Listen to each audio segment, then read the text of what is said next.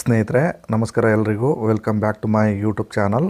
ಸ್ನೇಹಿತರೆ, ಇವತ್ತಿನ ಈ ಒಂದು ವಿಡಿಯೋದ ಮಾಹಿತಿ ಏನಂದರೆ, ನಿಮ್ಮ ಹಳೆಯ ವೋಟರ್ ಐ ಡಿ ಕಾರ್ಡನ್ನು ಹೊಸ digital voter I D card ಅಂದರೆ ಕಲರ್ ವೋಟರ್ ಐ ಡಿ ಕಾರ್ಡ್ಗೆ ಯಾವ ರೀತಿ ಚೇಂಜ್ ಮಾಡ್ಕೊಳ್ಳೋದು ಅಂತ ಈ ಒಂದು ವಿಡಿಯೋದಲ್ಲಿ ನಾನು ತಿಳಿಸ್ಕೊಡ್ತಾ ಇದ್ದೀನಿ. ವಿಡಿಯೋನ ಸ್ಕಿಪ್ ಮಾಡ್ದೇ ಕೊನೆ ತನಕ ನೋಡಿ. 2026ನೇ ಸಾಲಿನಲ್ಲಿ ಪ್ರತಿಯೊಬ್ಬರು ಕೂಡ ನಿಮ್ಮ ಹಳೆಯ ವೋಟರ್ ಐ ಡಿ ಕಾರ್ಡನ್ನು ಹೊಸ digital colour voter I D ಕಾರ್ಡ್ಗೆ ಚೇಂಜ್ ಮಾಡ್ಕೊಳ್ಳೋದು ಕಡ್ಡಾಯ ಆಗಿರ್ತದೆ. ಅದರಿಂದ ಈ ಒಂದು ವಿಡಿಯೋನ ಸ್ಕಿಪ್ ಮಾಡ್ದಂಗೆ ನೋಡಿ. ನೀವೇ ಕೂಡ ಸುಲಭವಾಗಿ ಮೊಬೈಲ್ ಮುಖಾಂತರ ಕೂಡ ಈ ಒಂದು ಅಪ್ಲಿಕೇಶನ್ನ ಹಾಕ್ಬೋದು. ಮೊದಲಿಗೆ ಸ್ನೇಹಿತರೆ, ನೀವು ಯಾವುದಾದ್ರು ಸರ್ಚ್ ಬಾರ್ಗೆ ಬಂದು NVSP ಅಂತ ಟೈಪ್ ಮಾಡಿ, ಅಲ್ಲಿ ಫಸ್ಟ್ ಆಪ್ಷನ್ನೇ ಬರುತ್ತೆ voter.eci.gov.in ಅಂತ. ನೀವು ಆ ಒಂದು ಆಪ್ಷನ್ನ ಕ್ಲಿಕ್ ಮಾಡ್ಕೊಳ್ಳಿ. ನಂತರ ನೆಕ್ಸ್ಟ್ ಆಪ್ಷನ್ನು ಈ ರೀತಿ ಓಪನ್ ಆಗ್ತದೆ. ಇಲ್ಲಿ ನೀವು ಸೈನ್ ಅಪ್ ಅಂತ ಮೇಲ್ಗಡೆ ಒಂದು ಬಟನ್ ಕಾಣುತ್ತೆ, ಆ ಆಪ್ಷನ್ನ ಕ್ಲಿಕ್ ಮಾಡ್ಕೊಳ್ಳಿ. ನಂತರ ಫಸ್ಟು ನೀವು ಸೈನ್ ಅಪ್ ಮಾಡ್ಕೋಬೇಕಾಗತ್ತೆ. ಸೈನ್ ಅಪ್ ಮಾಡ್ಕೊಳ್ಳೋದು ಕೂಡ ತುಂಬ ಸುಲಭವಾಗಿರ್ತದೆ. ಮೊದಲಿಗೆ ನಿಮ್ಮ ಫೋನ್ ನಂಬರ್ನ ಹಾಕಿ, ಕೆಳಗಡೆ ಬಂದು ಇಲ್ಲಿ ಕಾಣ್ತಾ ಇರ್ತಕ್ಕಂಥ ಕ್ಯಾಪ್ಸನ್ನು ಹಾಕಿ ಕಂಟಿನ್ಯೂ ಅಂತ ಕ್ಲಿಕ್ ಮಾಡ್ತು ಅಂದರೆ ನೆಕ್ಸ್ಟ್ ಪೇಜಲ್ಲಿ ನಿಮ್ಮ ಹೆಸರನ್ನ ಕೇಳುತ್ತೆ. ಅಲ್ಲಿ ಫಸ್ಟ್ ನೇಮ್ಗೆ ನಿಮ್ಮ ಹೆಸರನ್ನ ಹಾಕಿ ಕೆಳಗಡೆ ನೀವು ಸೆಂಡ್ OTP ಅಂತ ಕ್ಲಿಕ್ ಮಾಡಬೇಕಾಗತ್ತೆ. ನಂತರ ನೀವು ಕೊಟ್ಟಿರ್ತಕ್ಕಂಥ ಫೋನ್ ನಂಬರ್ಗೆ ಒಂದು OTP ಬರುತ್ತೆ. ಆ ಒಂದು OTPನ ಈ ಬಾಕ್ಸಲ್ಲಿ ಹಾಕಿ ನೀವು ವೆರಿಫೈ ಅಂತ ಕ್ಲಿಕ್ ಮಾಡ್ತು ಅಂದರೆ ಸಕ್ಸಸ್ಫುಲ್ಲಾಗಿ ನಿಮ್ಮದು ರಿಜಿಸ್ಟ್ರೇಷನ್ ಕಂಪ್ಲೀಟ್ ಆಗುತ್ತೆ, ಅಂದರೆ ಸೈನ್ ಅಪ್ ಕಂಪ್ಲೀಟ್ ಆಗುತ್ತೆ. ಮತ್ತು ನೀವು ಲಾಗಿನ್ ಅಂತ ಕ್ಲಿಕ್ ಮಾಡ್ಕೊಳ್ಳಿ. ನಂತರ ಹೋಮ್ ಪೇಜು ಈ ರೀತಿ ಬರುತ್ತೆ.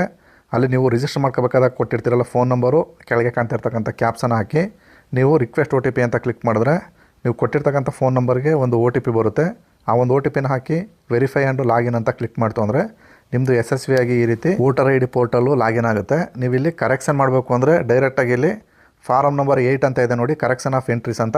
ಇಲ್ಲಿ ಫಾರಮ್ ನಂಬರ್ 8 ಅಂತ ಇದೆ, ಆ ಒಂದು ಆಪ್ಷನ್ನ ಕ್ಲಿಕ್ ಮಾಡ್ಕೊಳ್ಳಿ. ನಂತರ ನೆಕ್ಸ್ಟ್ ಪೇಜು ನಿಮ್ಗೆ ಈ ರೀತಿ ಓಪನ್ ಆಗ್ತದೆ. ಇಲ್ಲಿ 2 ರೀತಿ ಆಪ್ಷನ್ ಬರುತ್ತೆ. ಸೆಲ್ಫ್ ಅಂದರೆ ನಿಮ್ಮದೇ ಸ್ವತಃ ಮಾಡ್ಕೊತೀನಿ ಅಂದರೆ ಸೆಲ್ಫ್ ಅಂತ ಸೆಲೆಕ್ಟ್ ಮಾಡ್ಕೋಬೇಕು.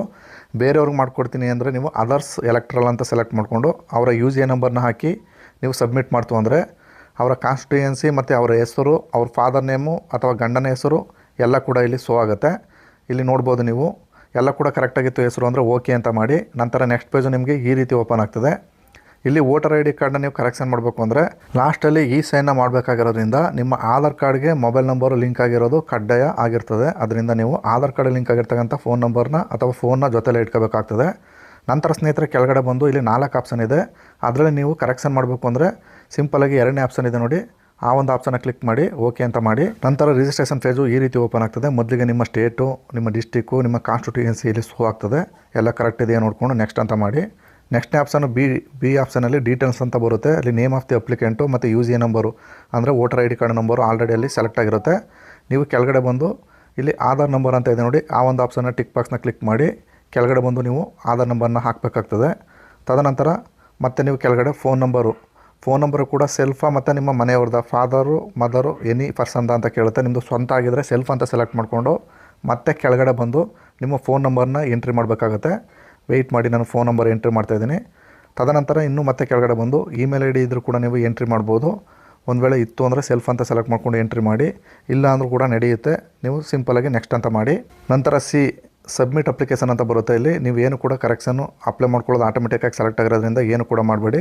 ಸಿಂಪಲಾಗಿ ಕೆಳಗಡೆ ಬನ್ನಿ.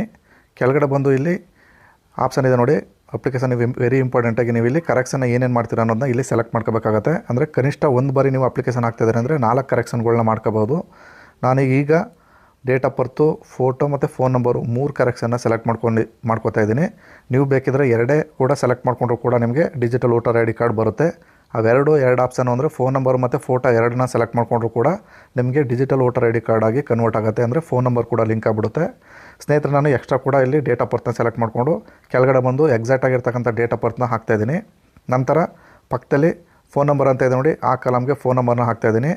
ನಂತರ ಕೆಳಗಡೆ ಬಂದು ಯುವರ್ ಫೋಟೋಗ್ರಫಿ ಅಂತ ಇದೆ ನೋಡಿ, ಅಲ್ಲಿ ಚೂಸ್ ಫೈಲ್ ಮಾಡಿ ಒಂದು ಫೋಟೋನ ಕೂಡ ಇಲ್ಲಿ ಫೈಲ್ನ ಅಪ್ಲೋಡ್ ಮಾಡ್ತಾಯಿದ್ದೀನಿ. ಅಪ್ಲೋಡ್ ಮಾಡಿದಾಗ ಈ ರೀತಿ ಫೋಟೋ ಇರುತ್ತೆ. ಕರೆಕ್ಟಾಗಿ ಕ್ರಾಪ್ ಮಾಡಿ ನೀವು ಸೇವ್ ಅಂತ ಮಾಡ್ತು ಅಂದರೆ ಈ ರೀತಿ ಒಂದು ಪಾಪ ಬರುತ್ತೆ, ಹ್ಯೂಮನ್ ಫೇಸ್ ಡಿಟೆಕ್ಟೆಡ್ ಸಕ್ಸಸ್ಫುಲಿ ಅಂತ ಓಕೆ ಅಂತ ಮಾಡಿ. ನಂತರ ನೀವು ಇಲ್ಲಿ ಕೆಳಗಡೆ ಬಂದು ಇಲ್ಲಿ ಡೇಟ್ ಆಫ್ ಬರ್ತ್ ಪ್ರೂಫ್ಗೆ ನೀವು ಒಂದು ಡಾಕ್ಯುಮೆಂಟ್ನ ಅಪ್ಲೋಡ್ ಮಾಡಬೇಕಾಗುತ್ತೆ. ನಾನು ಆಧಾರ್ ಕಾರ್ಡ್ನ ಸೆಲೆಕ್ಟ್ ಮಾಡ್ಕೊತಾ ಇದ್ದೀನಿ.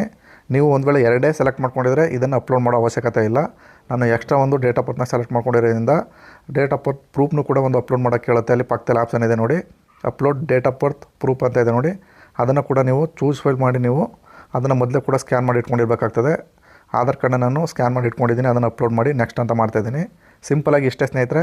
ಫೈನಲಾಗಿ ಇಲ್ಲಿ ಪ್ಲೇಸು ನೀವು ಅಪ್ಲಿಕೇಶನ್ನು ಫಿಲಪ್ ಮಾಡಿರ್ತಕ್ಕಂಥ ಪ್ಲೇಸ್ನ ಹಾಕಿ ಡಿಕ್ಲರೇಷನ್ಗೆ ಕಾಲಮ್ಗೆ ಅದನ್ನು ಕೂಡ ನೆಕ್ಸ್ಟ್ ಅಂತ ಮಾಡಬೇಕಾಗತ್ತೆ. ತದನಂತರ ಫೈನಲಾಗಿ ಕೆಳಗಡೆ ಬರಬೇಕು. ಕೆಳಗಡೆ ಬಂದು ಅಲ್ಲಿ ಕಾಣ್ತಿರ್ತಕ್ಕಂಥ ಕ್ಯಾಪ್ಸನ್ನು ಹಾಕಿ ಪಕ್ಕದಲ್ಲಿ ನೀವು ಸೆಂಡ್ OTP ಅಂತ ಆಪ್ಷನ್ ಇದೆ. ವೆಯ್ಟ್ ಮಾಡಿ, ನಾನು ಕ್ಯಾಪ್ಸನ್ನು ಫಿಲಪ್ ಮಾಡ್ತಾಯಿದ್ದೀನಿ. ಫಿಲಪ್ ಮಾಡಿ ಸೆಂಡ್ OTP ಅಂತ ಕ್ಲಿಕ್ ಮಾಡಿದ್ರೆ ಒಂದು OTP ಬರುತ್ತೆ. ಆ OTPನ ಬಾಕ್ಸಲ್ಲಿ ಹಾಕಿ ಕೆಳಗಡೆ ಬಂದು ಪ್ರಿವ್ಯೂ ಆ್ಯಂಡ್ ಸಬ್ಮಿಟ್ ಅಂತ ಕ್ಲಿಕ್ ಮಾಡ್ತು ಅಂದರೆ ಈ ರೀತಿಯಾದಂಥ ಒಂದು ಪ್ರಿವ್ಯೂ ಓಪನ್ ಆಗ್ತದೆ. ಎಲ್ಲ ಕೂಡ ನೀವು ಫಿಲಪ್ ಮಾಡಿರ್ತಕ್ಕಂಥ ಫಾರಮ್ ಕರೆಕ್ಟ್ ಇದೆ ಅಂತ ನೋಡ್ಕೊಳ್ಳಿ. ಒಂದು ವೇಳೆ ತಪ್ಪಾಗಿತ್ತು ಅಂದರೆ ಕೀಪ್ ಎಡಿಟಿಂಗ್ ಅಂತ ಬಂದು ನೀವು ಎಡಿಟಿಂಗ್ ಕೂಡ ಮಾಡ್ಬೋದು. ನನಗೆ ಎಲ್ಲ ಕರೆಕ್ಟಾಗಿದೆ, ಅದರಿಂದ ಇ ಸೈನ್ ಆ್ಯಂಡ್ ಸಬ್ಮಿಟ್ ಅಂತ ಆಪ್ಷನ್ ಕ್ಲಿಕ್ ಮಾಡ್ತಾಯಿದ್ದೀನಿ. ಆರ್ ಯು ಶೋರ್ ಅಂತ ಕೇಳುತ್ತೆ, ಎಸ್ ಅಂತ ಒಂದು ಪಾಪಪ್ ಬರುತ್ತೆ, ಅದನ್ನು ಕ್ಲಿಕ್ ಮಾಡ್ಕೊಳ್ಳಿ. ನಂತರ ನೆಕ್ಸ್ಟ್ ಪೇಜಲ್ಲಿ KYC ಮಾಡೋ ಪೇಜು ನಿಮಗೆ ಈ ರೀತಿ ಓಪನ್ ಆಗ್ತದೆ.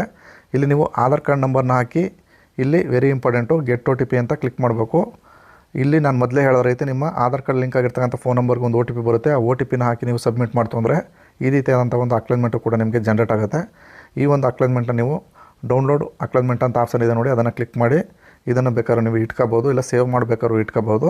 ಇಲ್ಲಿ ಒಂದು SRN ನಂಬರ್ ಅಂತ ಬಂದಿರುತ್ತೆ, ಅದನ್ನು ನೀವು ಇಲ್ಲಿ ಕಾಪಿ ಮಾಡ್ಕೊಳ್ಳಿ. ಸ್ವಲ್ಪ ದಿನಗಳ ನಂತರ ಮತ್ತೆ ನೀವು ಇದೇ ವೆಬ್ಸೈಟ್ಗೆ ಬಂದು ಅಲ್ಲಿ ಲಾಗಿನ್ ಮಾಡ್ಕೊಂಡಿದ್ದ ನಂತರ ಟ್ರ್ಯಾಕ್ ಅಪ್ಲಿಕೇಶನ್ ಅಂತ ಒಂದು ಆಪ್ಷನ್ ಕಾಣುತ್ತೆ.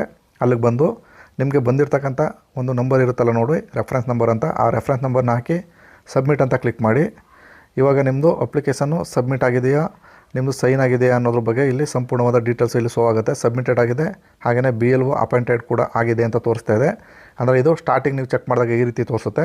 ಸ್ವಲ್ಪ ದಿನಗಳ ಬಿಟ್ಟು ಅಂದರೆ ಒಂದು 10 ಡೇಸ್ ಬಿಟ್ಟು ನೀವು ಮತ್ತೆ ಕೂಡ ಚೆಕ್ ಮಾಡಿದಾಗ ನಿಮ್ಮದು ಅಪ್ಡೇಟ್ ಆಗಿದೆ ಇಲ್ವ ಅಂತ ಕೂಡ ಇಲ್ಲಿ ಚೆಕ್ ಮಾಡ್ಕೋಬೋದು. ಸಬ್ಮಿಟೆಡ್ ಆಗಿದೆ, BLO ಆಗಿದೆ, ಫೀಲ್ಡು ಕೂಡ ವೆರಿಫೈಡ್ ಆಗಿದೆ ಮತ್ತು ಅಕ್ಸೆಪ್ಟೆಡ್ ಆಗಿದೆ. ಲಾಸ್ಟ್ನ ಕಾಲಮು ನಾಟ್ ಡಿಸ್ಪ್ಯಾಚಡ್ ಅಂದರೆ ಕಾರ್ಡ್ ಇನ್ನೂ ಪ್ರಿಂಟಿಂಗ್ ಹಂತದಲ್ಲಿದೆ, ಅದರಿಂದ ಇನ್ನೂ ಕೂಡ ಡಿಸ್ಪ್ಯಾಚ್ ಆಗಿಲ್ಲ ಅಂತ ತೋರಿಸ್ತಾ ಇದೆ.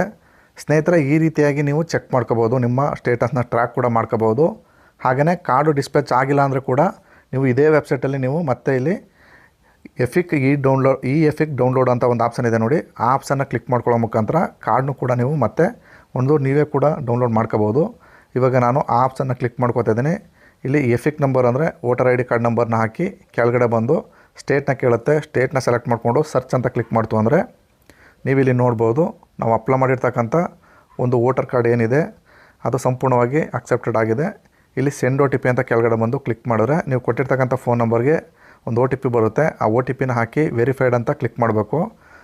ಅಲ್ಲಿ OTP ವೆರಿಫೈಡ್ ಡನ್ ಸಕ್ಸಸ್ಫುಲಿ ಅಂತ ಬರುತ್ತೆ. ಕೆಳಗಡೆ ಡೌನ್ಲೋಡ್ ಎಫಿಕ್ ಕಾರ್ಡ್ ಅಂತ ಇದೆ ನೋಡಿ, ಅದನ್ನು ಕ್ಲಿಕ್ ಮಾಡಿದ್ರೆ ಈ ರೀತಿಯಾದಂಥ ಒಂದು ಎಫಿಕ್ ಕಾರ್ಡು ಕೂಡ ನೀವು ಕಲರ್ ವೋಟರ್ ID ಕಾರ್ಡ್ನು ಕೂಡ ಡೌನ್ಲೋಡ್ ಮಾಡ್ಕೋಬೋದು. ತದನಂತರ ನಿಮಗೆ ಪೋಸ್ಟಲ್ಲೂ ಕೂಡ ಒಂದು ಡಿಜಿಟಲ್ ವೋಟರ್ ID ಕಾಪಿ ತುಂಬ ಜನರಿಗೂ ಕೂಡ ಪೋಸ್ಟಲ್ಲಿ ಬರುತ್ತೆ. ಹಾಗೆಯೇ ತುಂಬ ಜನರಿಗೆ ಬರಲಿಲ್ಲ ಅಂದರೂ ಏನು ತೊಂದರೆ ಇಲ್ಲ, ನೀವು ನಾನು ಹೇಳಿದ ರೀತಿ ಈ ರೀತಿ ಡೌನ್ಲೋಡ್ ಮಾಡ್ಕೊಂಡು ಅದನ್ನು ಚಿಕ್ಕ ಕಾರ್ಡ್ ರೀತಿ ಲ್ಯಾಮಿನೇಷನ್ ಮಾಡಿಕೊಂಡು ಬಳಕೆ ಮಾಡ್ಬೋದು. ಸ್ನೇಹಿತರೆ, ಈ ರೀತಿ ನೀವು ಮನೆಯಲ್ಲೇ ಕೂತು ಕೂಡ ಈಸಿಯಾಗಿ ಡಿಜಿಟಲ್ ವೋಟರ್ ID ಕಾರ್ಡ್ಗೆ ಅಪ್ಲೈ ಮಾಡ್ಬೋದು. ಸ್ನೇಹಿತರೆ, ಇದಾಗಿತ್ತು ಇವತ್ತಿನ ಈ ಒಂದು ವಿಡಿಯೋದ ಮಾಹಿತಿ. ಈ ಮಾಹಿತಿ ಇಷ್ಟವಾಗಿದ್ದರೆ ದಯವಿಟ್ಟು ನಮ್ಮ ಚಾನಲ್ನ ಸಬ್ಸ್ಕ್ರೈಬ್ ಮಾಡ್ಕೊಳ್ಳಿ. ಇಲ್ಲಿ ತನಕ ವಿಡಿಯೋ ನೋಡೋದಕ್ಕೆ ಎಲ್ಲರಿಗೂ ಧನ್ಯವಾದಗಳು. ನಮಸ್ಕಾರ.